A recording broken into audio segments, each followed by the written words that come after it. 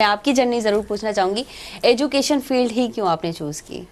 Education field اس لیے choose کیا کہ میری فیملی میں میرے دادا بھی پڑھاتے تھے. اس زمانے میں وہ زمینداروں کے بچوں کو پڑھاتے تھے اور اس وقت بارٹر سسٹم ہوتا تھا کہ وہ پڑھاتے تھے اور ان کے گھر پہ گندم، چاول، آٹا اور مرغیاں یہ سب آ جایا کرتی تھی.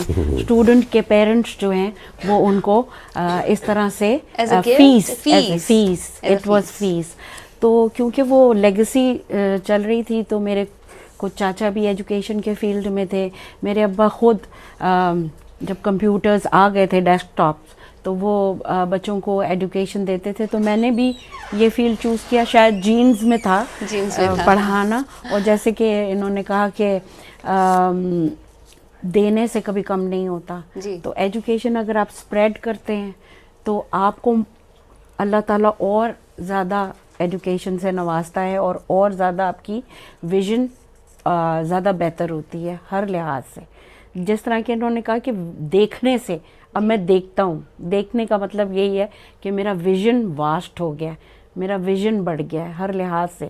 ڈائمینشنز بہت ساری کھل جاتی ہیں بچوں کو پڑھانے سے یا بڑوں کو بھی پڑھانے سے.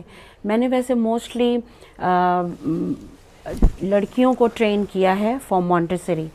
تو وہ مونٹیسری جب بائی دا بک تو پڑھانا آسان ہے، لیکن جب ان کے سوالات ہوتے تھے کہ جو ٹیچر آپ بائی دا بک پڑھا رہی ہیں وہ امپلیمنٹ نارمل لائف میں نہیں ہوتا.